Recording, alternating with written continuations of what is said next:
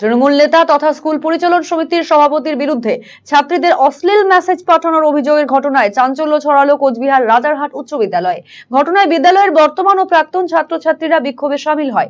খবর পেয়ে ছুটে আসে পুন্ডিবাড়ি থানার পুলিশ। পুলিশের পক্ষ থেকে পরিস্থিতি নিয়ন্ত্রণে আনার চেষ্টা করা হয়। অভিযোগ, রাজারহাট উচ্চ বিদ্যালয় পরিচালন সমিতির সভাপতি অনুতোষ রায় ওরফে দানুর বিরুদ্ধে স্কুলের ছাত্রীদের অশ্লীল মেসেজের অভিযোগ উঠেছে।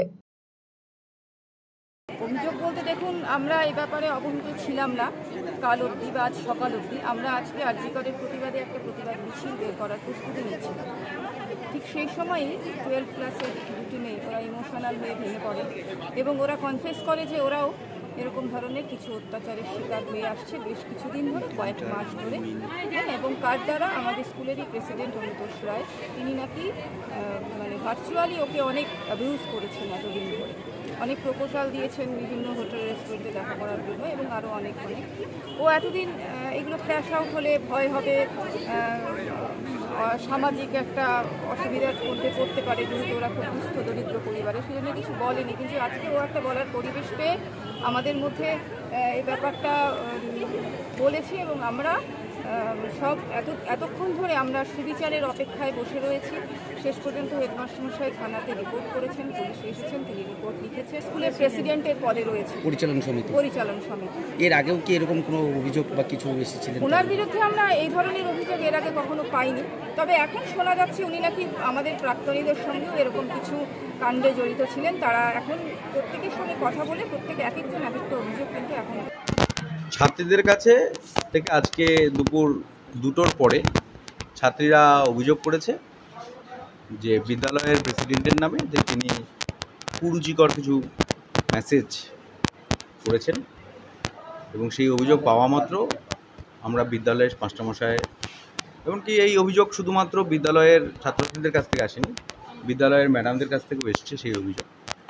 এবং সেই অভিযোগের প্রেক্ষিতে আমরা ডিআই সাহেবকে জানিয়েছি এবং আমাদের ঊর্ধ্বতন কর্তৃপক্ষের পরামর্শ অনুযায়ী উনি বলেছেন যে আপনি থানাতে ইনফর্ম করুন। আমি থানাতে ইনফর্ম করেছি। উপযুক্ত তদন্ত করে দোষীর উপযুক্ত সাজা চাই।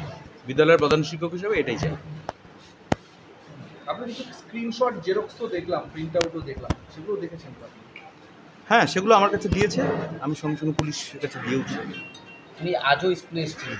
হ্যাঁ, আজকে 12টার পর দিকে এসেছি। স্তব্ধ হয়ে গেছি। সকালবেলা আমি মাকে, বাবাকে, আমার বাড়ির গার্জিয়ান সবাইকে জানালাম যে বাবা মা আমার সাথে এমন ভাবে কথা বলেছে, এখন আমি কি করব? বলছে যে তুই চিন্তা করিস না মা, কেউকে কিছু বলতে হয় না, চুপ করে থাক। কিন্তু এখন চুপ করার মতো কিছু নেই,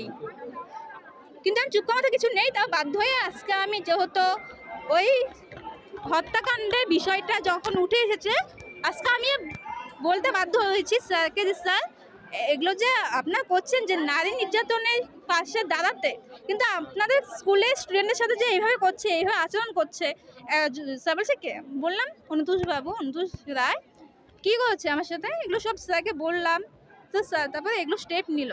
তো এখন আমরা সবাই চাচ্ছি, আমাদের স্কুলে সব স্টুডেন্ট যাচ্ছি যে আমি বিচার চাই, বিচার সবাই চায় না, শাস্তি হোক, কঠোর থেকে কঠোর শাস্তি হোক। আপনার মেয়ের প্রতি একটা অভিযোগ আনা হচ্ছে যে তার স্কুলে আসার পরে তাকে বেশ কিছু খারাপ ধরনের SMS করা হয়েছে, কি শুনেছেন যদি? কি এখন কি পরিস্থিতি রয়েছে? এখন ছাত্র বিচার চাচ্ছে, বিচার হবে আর কি। আপনারা কি কোনো অভিযোগ জানাবেন থানায়? আর থানায় কেমন, স্কুলে জানাচ্ছি, স্কুলে যা সিদ্ধান্ত নিবে তাই। মেয়ে আপনাকে কি জানিয়েছে? উনি আমার যা যা করতো, মেয়েকে মেসেজ করতো, তাই আমাকে মেয়েকে জানাতো। আমি বলতাম বাদ দে, করতে হবে না কিচ্ছু, বাচ্চা মানুষ। আমি বলছি না, ও বলছে হ্যাঁ করবো। তা আমাদের রাত বেরোতে প্রাইভেট করে আসতে অসুবিধা, স্কুল যেতে অসুবিধা, কখন কি হয়ে যায় রাস্তায় বলা মুশকিল। তো এটা তো একশোবার অবশ্যই হতে পারে, আমরা তো সবসময় মেয়েদের সঙ্গে থাকতে পারি না, স্কুল যায়, প্রাইভেট যায়।